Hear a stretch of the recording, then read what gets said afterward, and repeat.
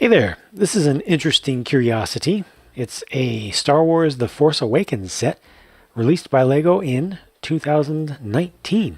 It's the Duel on Starkiller Base and features obviously Kylo Ren and Rey in their little forest scene towards the end of the movie.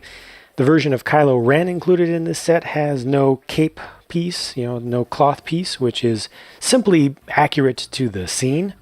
And he does have two faces on there. I'll show you in just a second. So he's got the gunmetal gray colored lightsaber hilt and his special cross blade, which is not the most accurate thing, but keeps to LEGO's standard for how lightsabers are built. But here's that second face, which totally makes sense. So you can have a little before and after, of a key turning point in the battle here towards the end.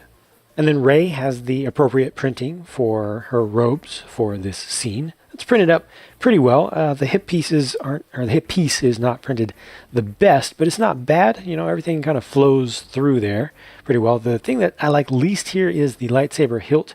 It's just a production variation that I've seen quite a bit, especially in recent times, where you get that speckling. It's because these lightsaber hilts with the bright silver color are actually painted on the outside. They're spray painted, and it's not just the color of the plastic. So sometimes they're covered up nice and smooth, but sometimes, actually frequently, they're not smooth and they're more speckled. Good printing on the back of the torso. Hairpiece is very good as well, and there are also two faces for this figure, but this one's not so appropriate for the scene. There's just a very slight bit of satisfaction, a little bit of smile there, with not enough anger behind it. I could see, the idea of a "I have defeated you," expression to include in this set. But probably would have been better to have this and then more of an angry, fighting face. The set does not include a fin for the scene, but there are a few things that are hidden away that are not obvious at first glance. One thing that is fairly obvious is that it is hinged in the center of the whole thing to simulate the ground falling away and appearing to split apart. This is mostly inspired by the second time that happens more dramatically during this scene. You can actually open this all the way up, all the way, to completely change the shape of the scene. Let me move that over there. Yeah, there we go. So it'll display a little bit differently. Of course, you can put the figures wherever you want, but you can see just how much thickness there is to the base here.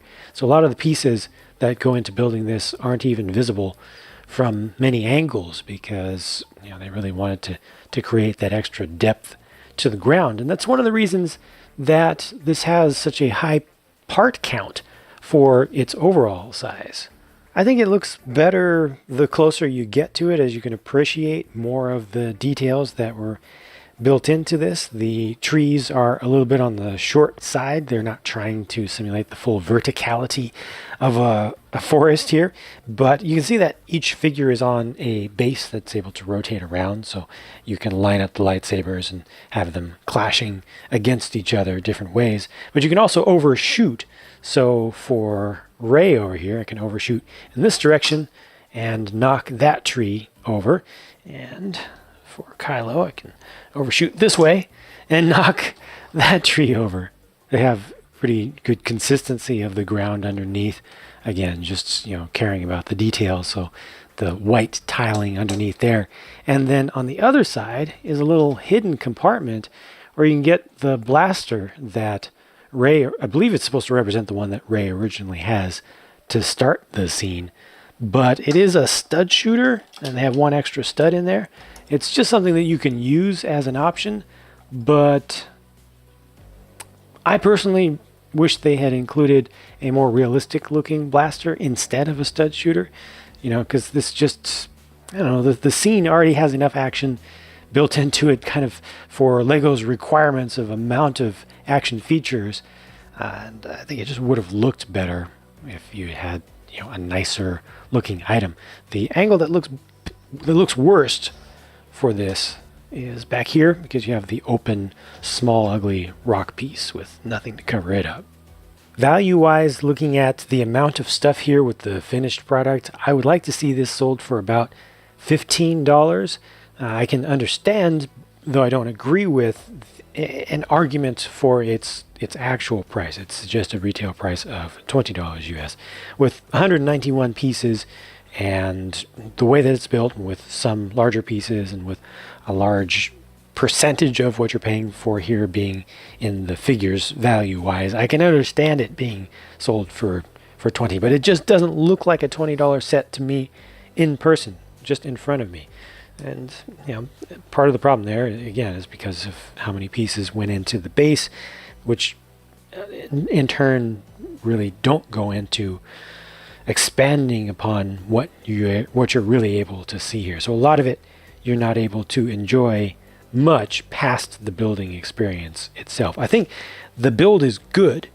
It's a solid little set. It displays very nicely. I would love to have taller trees. I would love to be able to actually cut the trees in half rather than felling them entirely. But overall, it's done pretty well. I just don't feel like it's quite worth its price. Just my thoughts. Also, I would have preferred a face a little closer to that for Rey as an option. Anyway, that's what I think about it. I did build this on screen and captured that in a speed build video along with one other small Star Wars set for this year. You can check that video out right now if you want to. I will link to it, and I'll talk to you again soon.